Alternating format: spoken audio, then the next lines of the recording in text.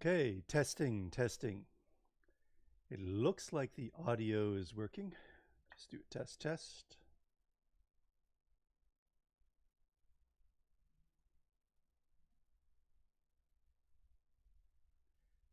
Okay, testing, testing. It looks like the audio. We are good to go. Okay, hello and welcome to my first live stream of 2025. My name is Ken Mayfield. I go by the nickname XyrisKenn online. I'm primarily a visual communicator. I've worked in graphic design, text layout, audio and video production, video editing, interactive 3D or interactive development, site installations of interactive development, iOS mobile app development, and now I work in Unity 3D. And thanks to a very generous client, I'm able to work now in combining artificial intelligence with 3D. Now, I'd like to point out, of course, that these projects and the one I'm about to show you works with a 3D model that was built from the ground up by an extremely capable machine learning developer named Kimani Kibutu from Kenya. Whereas before it would take maybe months with offshoring for me to complete projects, with Kimani, it was done in 2 weeks' time. So I highly recommend Mr. Kibutu for all of your project management needs. And special shout out to O'Neill Mbakwe, who is key in organizing the machine development facet of this project. My responsibility was primarily to create Unity 3D worlds, project manage from a distance the project itself, but from a distance the machine learning, while I focused on the 3D visualization aspect. Now, this entire project is made possible by the generous voting community of SingularityNet and deep funding. There was an open competition in 2024 for projects across the spectrum, from pure technical to community-based projects to music to work like mine, which is predicated on flood simulation. My idea for this project came about because I was living in Prague in 2013 at the time of this development. In 2013, at the time of this flood had taken place there was a historic flood in Prague in 2008, which was devastating to the local community and to the historic architecture. By 2013, Prague had put in many mitigation efforts to handle flooding in such an historic riverside area. So for my project, I wanted to try and understand what the approach would be for developing a machine learning model to deal with flood prediction. What I am good at and I enjoy doing is research. So I was able to find a data set based on historic flooding in Bangladesh. The data set starts around 1956 and continues on. My understanding is that Bangladesh is a nation that has the highest number of rivers in the world, and also relatively low-lying areas, so they're at risk of floods. And this data is collected by sensors that exist along major rivers within Bangladesh. So I brought this to Kimani, and he prepared the data, formatted it, normalized it, and created a machine learning model that's 95% accurate in its predictions compared to, say, Google, which of course is the leader in this field. Now, the machine learning model is open source, and I can post links later to access that if you wish. And it's also available as an API endpoint through the SingularityNet marketplace. SingularityNet and the client who led me there has been a renewal of the kind of work I do, because I'm also a science fan. And the idea of learning something detailed about the world thrills me. I couldn't be happier to find an opportunity to learn something true and objective and complex and interesting about the world we live in, then combine that with the visualization, the imagination, and the innovation of 3D work, in this case, real-time 3D. Now, within my project, I'll show you a number of different subjects. We'll start with riverside flood fluid simulation, and I'll explain that. Then we'll go on to the predictive API results, which I've already loaded. I will show you civic infrastructure examples of how floods can be mitigated under the ground with architecture underneath commercial buildings and private buildings. Then I'll show you a simulation of a natural dam break within this context of real-time 3D. There's always a compromise with real-time 3D versus full scientific modeling. There needs to be a process to convert the detail of real modeling to real time. So for my purposes, I'm using a Unity asset named Zebra that is created by a very clever Ukrainian programmer. And it works with fluid simulation with it using particles within constrained areas. So the examples I'll show you will always take place within a box, and I try to work that into the environment in a suitable way. Now, in addition to this, I've also created an example of low, medium, and high flood waters to show buoyant objects and to just impress the danger of such a scene. I then added conversational avatars using, of course, ChatGPT. These avatars begin with a spoken script, and then you can have a conversation with them. And out of that emerges some basic ideas of training for civilians to help the situation and help themselves, help others. Of course, ChatGPT is a language model, so it can't really be relied on for verified content. But most of the time, generally, it appears like it's delivering interesting and relatively useful content, and we'll go into that. I then added a crowd simulation to just populate the environment and show some life within this particular set I've created. Then we'll complete with an exciting collapsing building simulation, supposing a sinkhole and then flood waters weakening the ground beneath it. So without any further ado, let's get started. So within Unity 3D, I chose the HD render pipeline because I wanted to focus on the quality of light, increase the possibility of a certain realism to the environment, and assume, of course, pixel streaming. So this could be played via the internet for further example or training or description of flood processes. So I've created a riverside environment using nature manufacturer assets. I've created a terrain using Microverse by James Booth. It's fantastic. You can alter landscape in real time until you get it exactly as you want to. The environmental models, the restaurant, the houses, the street, and the gas station in the distance, these are all from Kitbash 3D. And lastly, the hospital that you see in the distance there under construction is a Kitbash model that I brought into Lightwave 3D and prepared it to use simulation data that's streamed from disks, so the CPU doesn't need to do all of the work using Alembic files. So the first process will involve the riverside flooding. Now here you can see that I've created examples of manufactured objects that can help mitigate floodwaters. These include a levee that you see in the distance. It's this cement structure. Normally this is buried under earth, but I wanted to expose it to show you the general shape. I have an example of an empty field because I want to show how floodwaters can progress much more rapidly over an unplanted field compared to planted. In the other direction, we have an example of a planted field. And within this, I've added several objects that you can't see that help to divert the flow of water to show an example of slowed floodwaters. There would be additional friction from the ground itself in real life and absorption of floodwaters. Since the floodwater is moving more slowly, you can give it time to absorb into the ground, at least until it's saturated.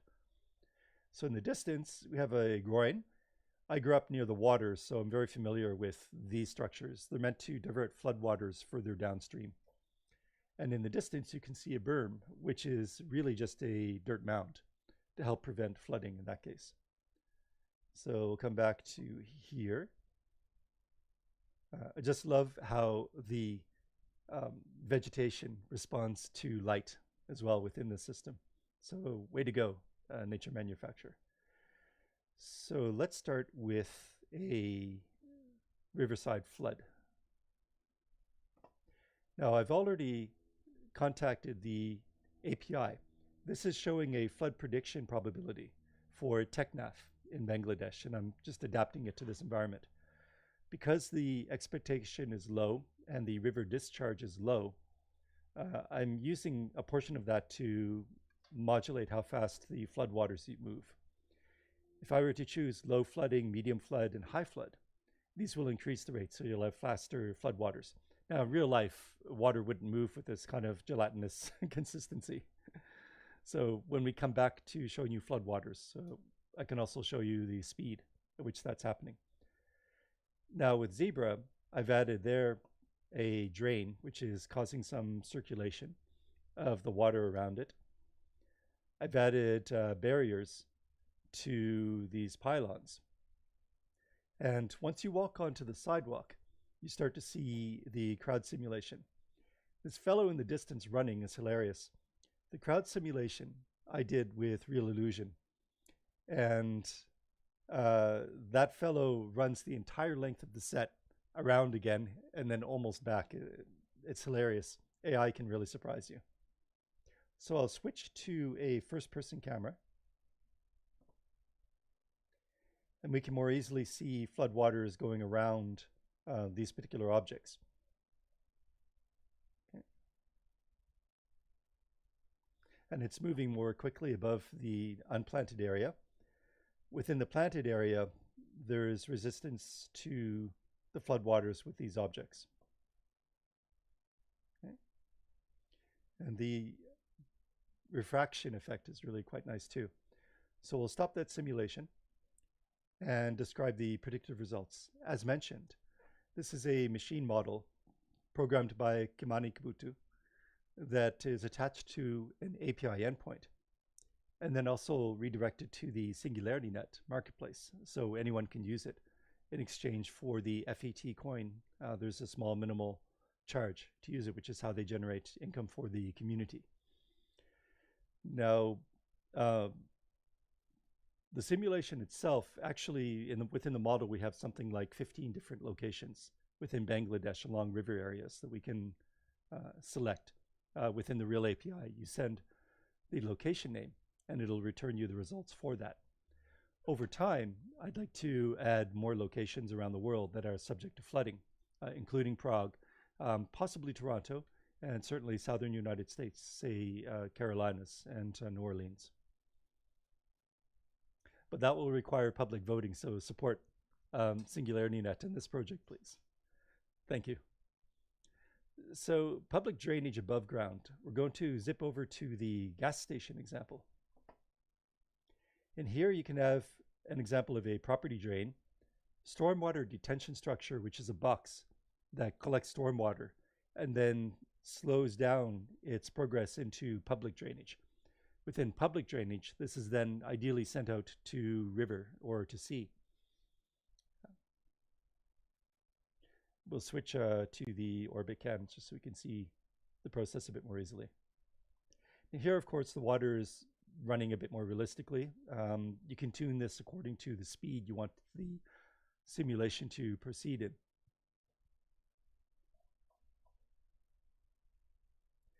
Now we'll go below, underneath the gas station, so you can see the actual example of these structures that we're discussing. That's the property drain, the small drain. The detention structure. Within detention, you can see a rectangular square there. That's a barrier that partially blocks its outflow to the public storm drain. And that's meant to try and prevent overwhelm of the storm drain itself. Now I'm using a shader within Unity that lets me slice away visual objects so that you can see the inner workings, and it's a very useful tool. It's dynamic. You can actually animate this, but it's simpler in this case to show the actual effect. Within real life, this would be surrounded by dirt, but I've created these environments. So in the future, we could have a team online multiplayer to kind of share in an educational context how these are constructed. So it's dressed up a bit with lights and other interesting things to make it like a presentation environment. Okay. So we'll stop that. And we'll go to the natural dam break.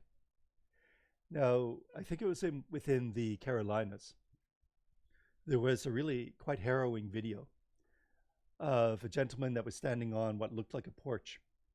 And it appeared that a natural dam had given away during heavy precipitation. And the mudslide and waters that followed that were so fast. Anyone in the way would not have had a chance to survive. It was that fast. So within this real-time context with Zebra, I tried to create a simulation of this dam break and how it might affect debris within a chute channel. So with no further ado, let's go there. We'll just walk up the street. You can see there's a car there. The storm waters start to push it over. There's also debris, especially in tree trunks. There are also sticks and rocks. But these get lost, of course, within the water. Now this simulation itself reaches all the way down to the housing area, just to begin to show how debris can be forced against trees or start to affect infrastructure, like gas mains.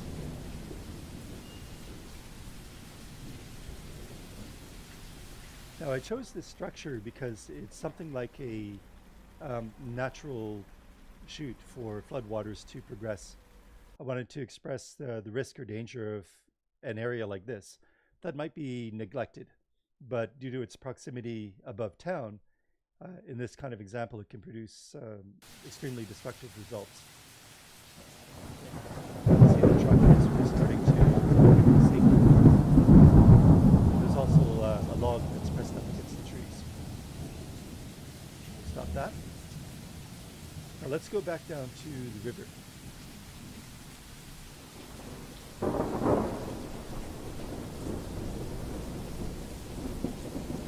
Now from this point, we'll be able to start taking a look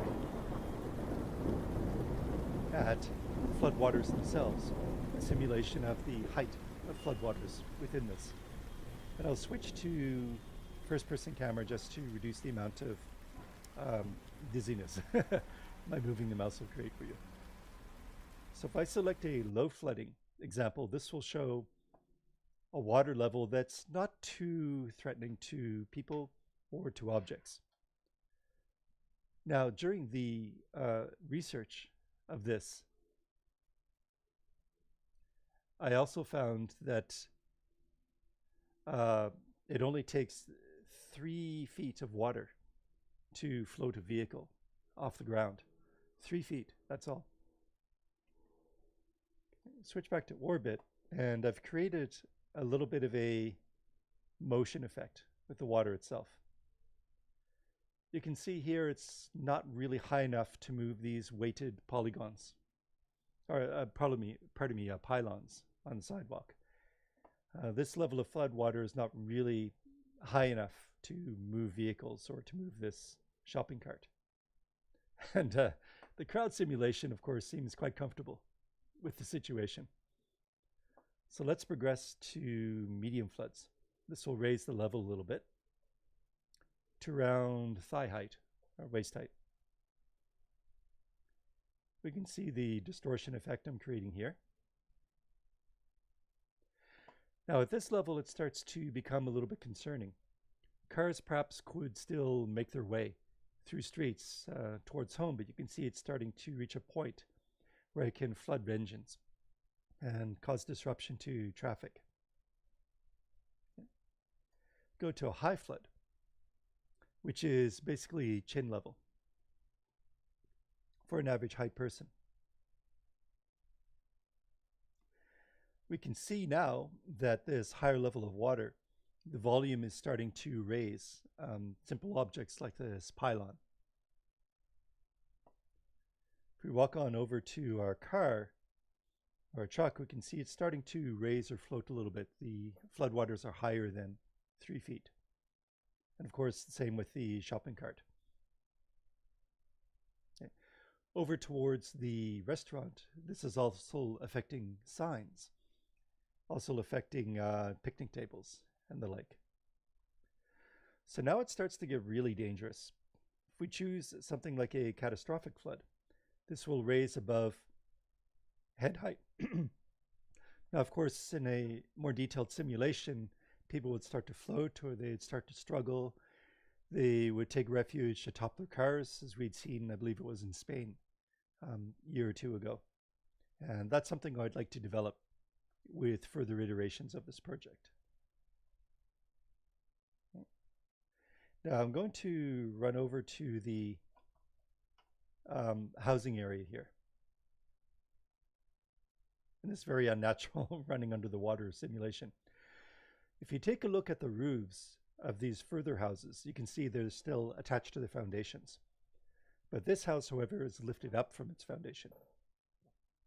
Another inspiration for this project, if it can be called that, is the devastating floods that hit Newfoundland a few years ago. I think it was 2023. People there had lived next to the water, next to the ocean for decades. But this time there were high tides and flooding due to a tropical storm that lifted houses off of their moorings and swept them out to sea. People lost their housing and their belongings. It was unbelievable.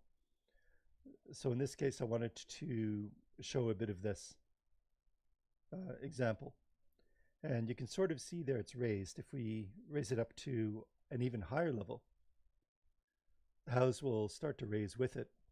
And you can see it's completely off of its moorings now. And in a real situation, this is a chaotic event. But it begins to show, at least to citizens, the kinds of things that can happen. And where I'd like this to lead would be to civic preparation. Just discussion and example of what to do within a flood situation. If it achieves that, then it's proven its worth. Okay. So let's bring this back down to low flooding. The house will kind of fall haphazardly back onto its foundations. The vehicles will do the same. And no flooding, there we are. And our people are back. So from this point, to really show the utility of this kind of example, now that we've described some situational elements, I wanted to talk about people. My work recently with the Carbix metaverse allowed me to create conversational avatars. So I created these from scratch to take that process a little bit further. Okay. Let's bring this back down here. Switch to first-person camera. Now, first we're going to talk to this lady.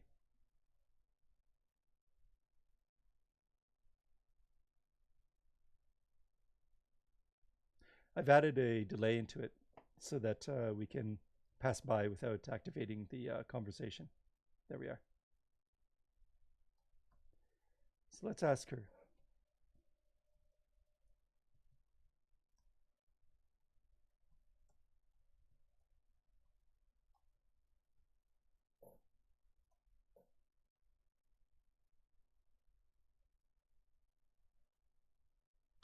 I don't understand why all these emergency vehicles are here. My dog needs to go for a walk, but what if my shoes get wet? It's so noisy. I can't think straight. My sister was supposed to call. Why hasn't she? It's really hard to focus right now. So then I will say to her, being hopefully a Samaritan or a citizen, that I'll speak to the nearby EMS officer or the nearby coordinator of the flood response.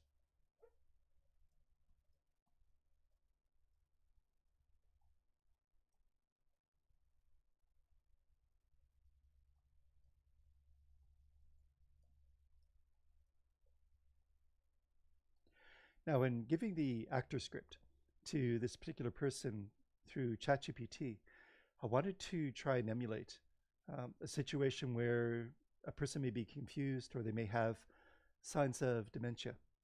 And how do you do that? I instructed ChatGPT to focus on a few themes, such as her clothing, the waters, and her dog, and to try and repeat those.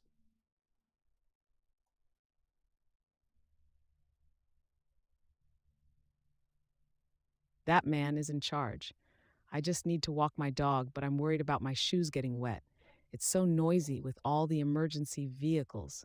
I don't understand. Should I ask him, or maybe I should just find my coat first? Where did I put it?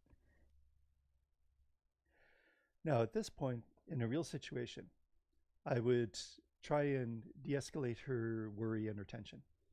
I would then try to speak to someone in authority to understand what is the best approach to maintain her safety and mine, given that there is an impending flood event about to happen.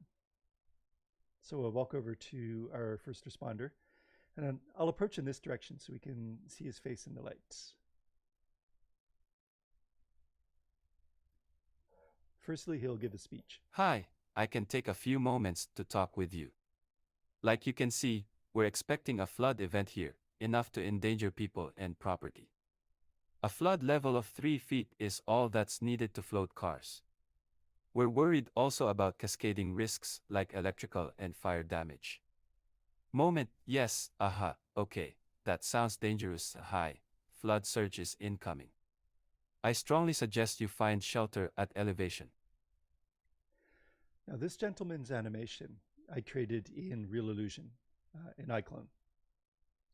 And to that extent, it's great because you can pre-animate it. You can animate the lip sync in a more precise manner. But once we switch to ChatGPT or to conversation, I need to do that in real time. So to accomplish this, I looked to Salsa, which is a Unity asset that works with primarily amplitude and some prediction.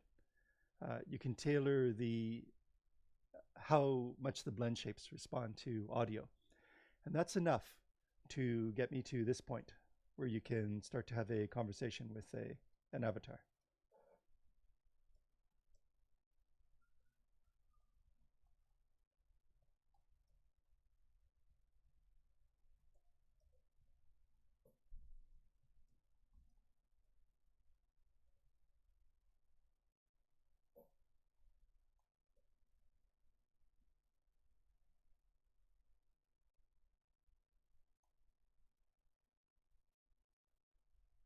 Thank you for pointing her out. We'll approach her calmly and explain the situation in simple terms. It's possible she may be feeling overwhelmed, especially with the noise and urgency around us. Let's make sure she knows she's safe and reassure her about her dog. If needed, we can help her move to a safer area and ensure she gets the support she needs. Additionally, we can see if there's someone from her family nearby who can assist. Communication is key. Keeping it clear and caring is important right now.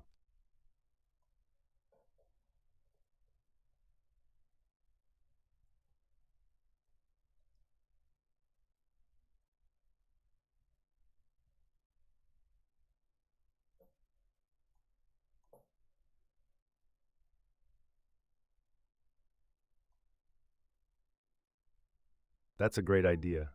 Your presence will be comforting for her. While you're there, just keep her talking and distract her from the chaos around. Make sure to ask her if she needs anything or if she has any family nearby. We'll be working quickly to ensure everyone's safety, so just stay calm and let her know help is on the way. If she seems really confused, we might need to get her to a designated safe area as soon as possible. Thank you for your support. It makes a big difference in times like this. One of the most enjoyable aspects of creating something like this is that I get to speak with real experts in this field. I got to connect with a fire chief who works in VR. I got to speak with a Canadian disaster management specialist. And one quote that he mentioned, and I'll paraphrase, is that people working together make a disaster not a disaster. So let's go back to Our Lady here.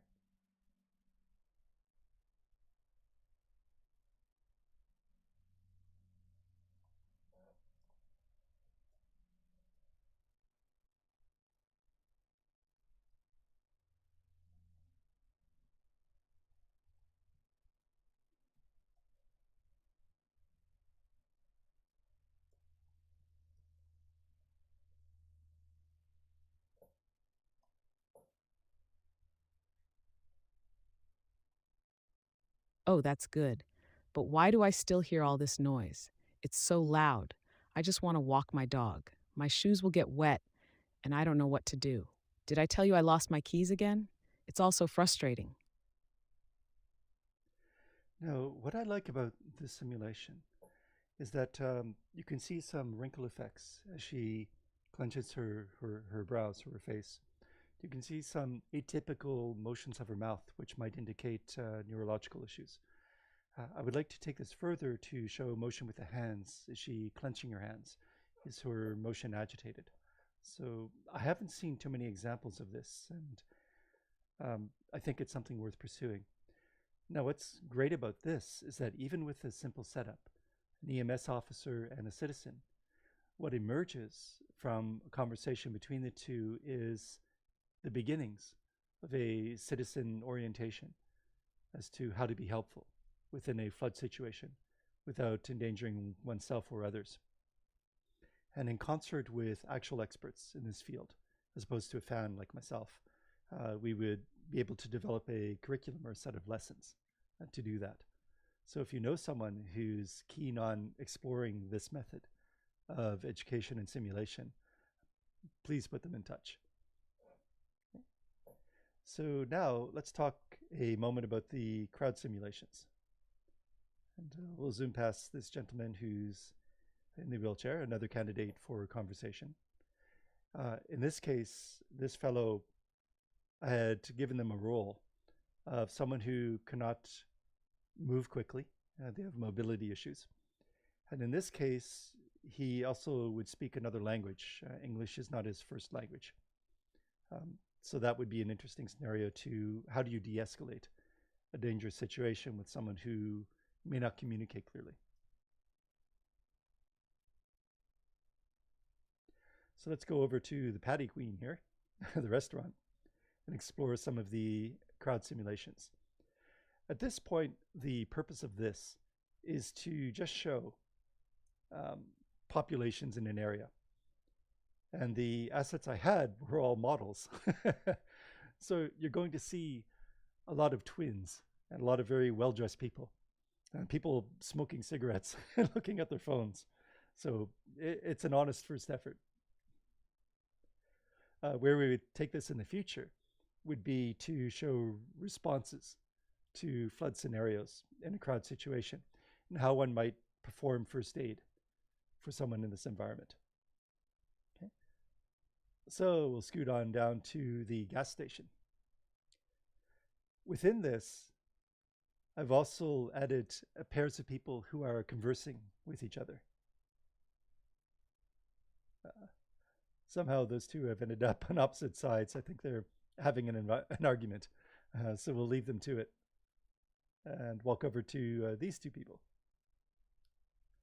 I love doing this work because aside from the usefulness, the utility, and aside from working with complexity and trying to put it in context, which I love to do, there's also the chance to add a few very human quirks. You know, people talking, people stumbling, people going about their daily business. So I'll just switch back to the orbit cam. It's a bit more interesting to look at. And we'll run ourselves on down to the gas station. I can see that running Bob here has finally reached the end of his reps. He's just standing and relaxing on the corner. He was the gentleman that was running down the sidewalk, across the sidewalk, up the sidewalk, down the sidewalk. So he's finally reached his end of the end of his 4,000 frames of animation. The crowd simulation I tried bringing these in as a batch operation, but I think there was a little bit of collision of how the models were prepared. So out of the something like 50 crowd simulation avatars, I had to bring them in one by one. Now, with Real Illusion and Unity, there's an absolutely fantastic import gateway by SoupDay that you can find on the Real Illusion discussion board or on their website. And he saved so much work in terms of how avatars are brought in with a very high quality of detail and texture, surface texturing. And that will work across different render pipelines within Unity as well. So I highly recommend that. Over here by the gas station, we have these gentlemen, more city workers, coordinating the effort. And kind of a small family unit here having a bit of an argument. And dad's off on the side, talking on his phone, maybe asking for his helpline for an answer as to what's going on.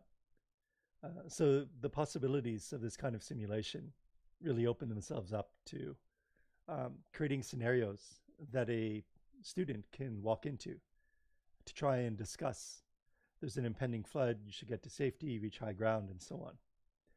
Okay, now we're going to scoot back to the other end of the street for our final display, which is the building collapse. I wanted to show some kind of effect of floodwaters on foundations. And in this case, the building is in progress, it's incomplete. And I wanted to create a situation kind of like a sinkhole. Now, within Nova Scotia, there's an area that's a peninsula in between the mainland and the peninsula. And within this area, there are a few small cities or habitations. Underneath some of these are actual sinkholes that were discovered. As climate change continues, more and more flooding is being received, and they've discovered that there are sinkholes underneath this ground, which creates a real threat to everyone, to property and to life. So I wanted to broach that subject with the simulation. Okay. I'll just take a glass of water. Speaking enthusiastically, but also speaking clearly, may not come naturally to everyone. For me, it doesn't. So it becomes a question of trying to balance breath control, tonality, and pace. So we'll see how this turns out in the recording, but so far I think it's okay. So we'll select our collapse event here. The simulation takes over the camera, so I wanted to reduce the possibility of CPU working overtime with other material.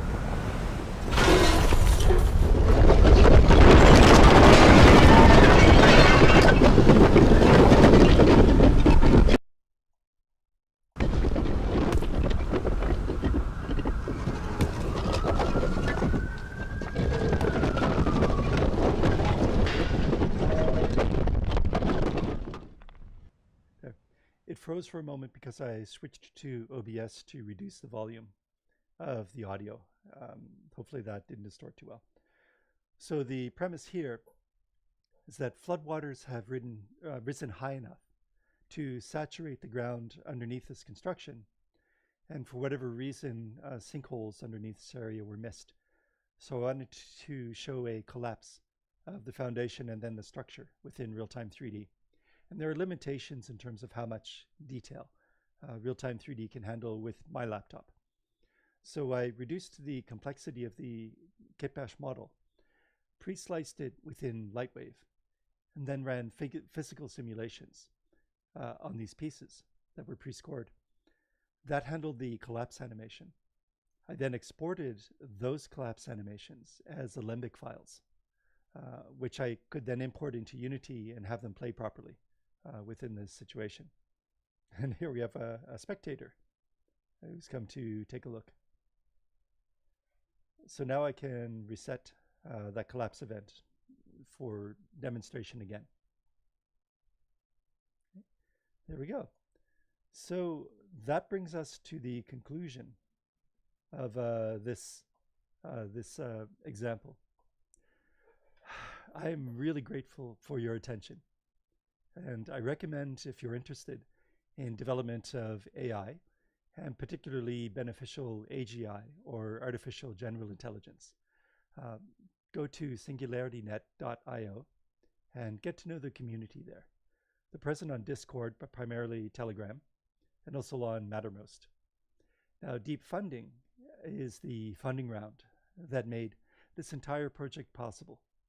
And I'm very grateful to have the opportunity to work both machine learning, AI development, and integration of those outputs within this real-time environment because of them, and because of the voting community who saw merit in a very competitive round. And it's becoming more competitive as more people join the process. And there are such spectacular talents within the deep funding community worldwide. So SingularityNet and deep funding. Now, out of this, I created a service called TrainVR Pro, which allows you to type in your own training material and then show it within a real-time 3D environment. And that will be the subject of my next live session. If you are interested in hiring me for this kind of work, more than happy to work with you. Please go to xyris.ca and you'll be able to find my contact information there. And I'm also on LinkedIn. So thank you for your time and attention. It's a delight to meet you. And thank you to the community groups of SingularityNet and Deep Funding, to Kimani Kabutu, to Carbix Corp, who started this for me, and to O'Neill Mbakwe, and also to Jan Horling and Rafael Presa, who were immense help in guiding me towards the milestones and the requirements for this. So I bid you adieu, and I wish you a wonderful day. Thank you so much. Bye-bye.